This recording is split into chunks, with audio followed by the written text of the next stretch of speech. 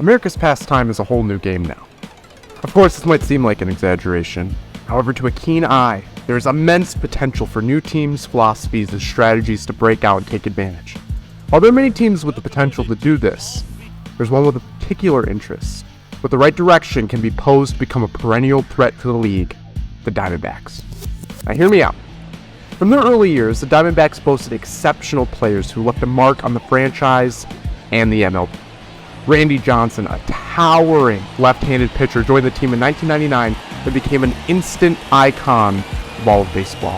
His dominant performances earned him four consecutive Cy Young Awards from 1999 to 2002, solidifying his place as one of the most feared pitchers of his era.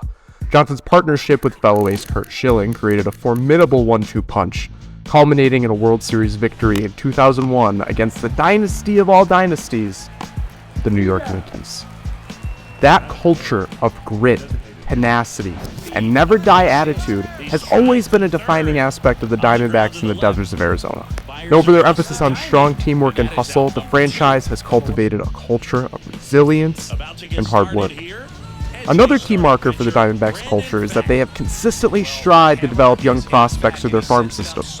Over the years, they've selected promising players who have gone on to make significant impacts in the major leagues, be it for us or somebody else. One of them being Paul Goldschmidt, a slugging first baseman who became a franchise cornerstone and an all-star. Another standout prospect was Justin Upton, an outfielder with tremendous power and athleticism who brought excitement to the team during his tenure. Oh, there's one more. Oh yeah, Trevor Bauer.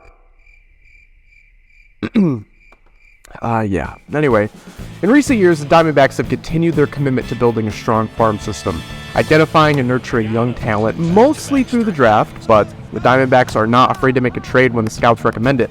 Luis Gurriel and Gabriel Moreno were two overlooked prospects by the Blue Jays organization, but we believe in them. In fact, the trajectory of this season, in large part, depends on how they perform.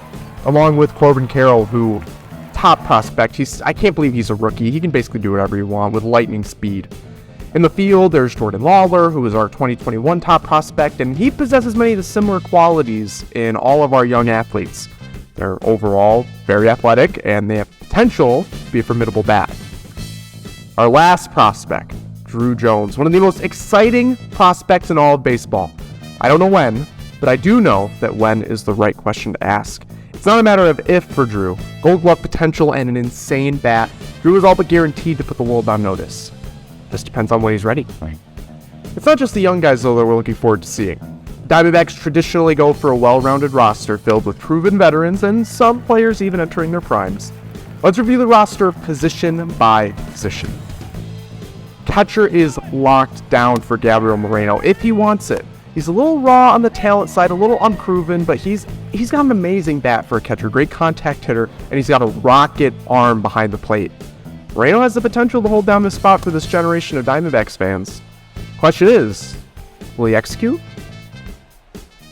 A real representative of what a power position looks like in this organization is Christian Walker. He boasts last year's Golden Glove at first base, and he has a knack for going yard.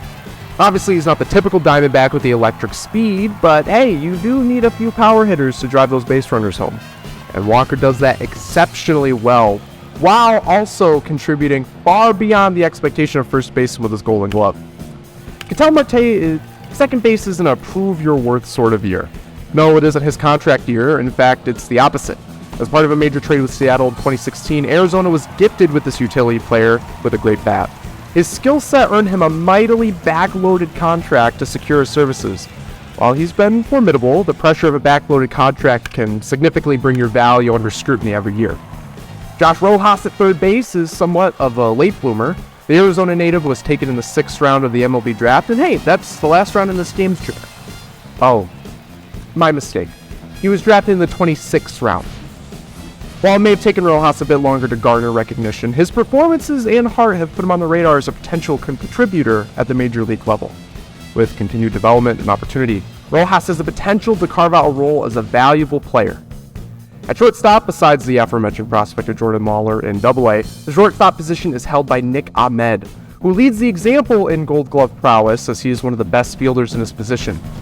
He also leads by example for Geraldo Perdomo, who is an exciting shortstop prospect. We'll see, he's a little raw talent-wise. He's showing signs of a great bat, but it's really going to depend on how it plays out in the major league level this season.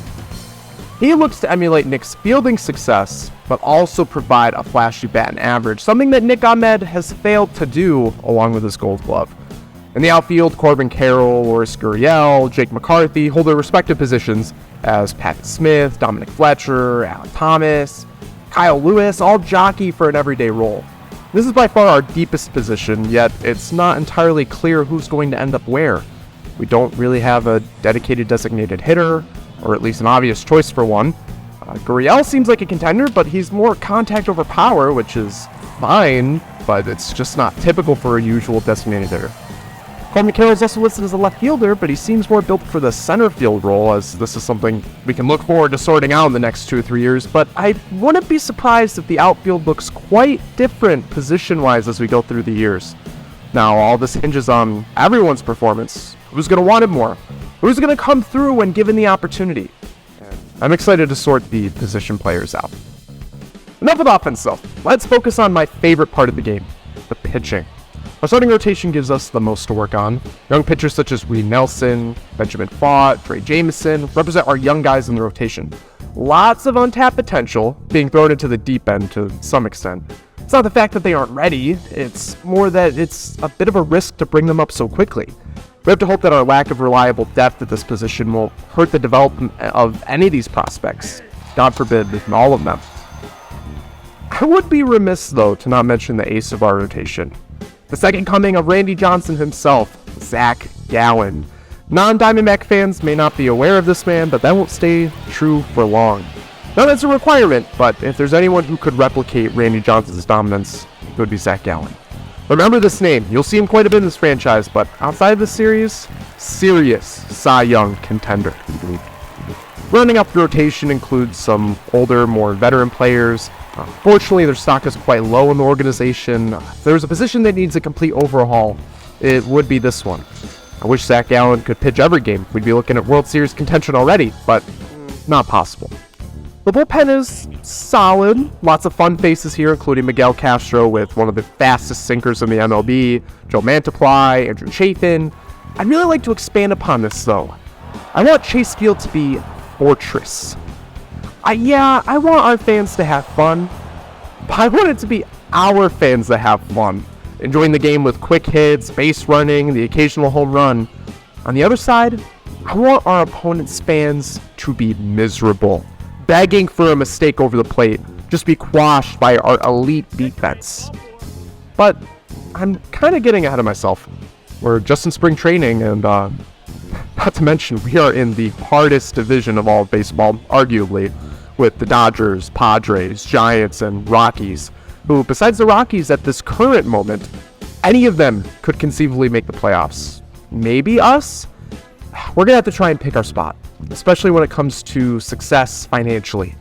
We don't have the luxury that the Dodgers, the Padres, as well as even the Giants have, relishing in the market of California. Not that there's anything wrong with Arizona, other than being able to fry an egg outside every morning. We're just not going to be able to pull players like those teams. Our value is primarily going to come through the draft, something that's earned by our scouts and the occasional blockbuster trade of some of those prospects.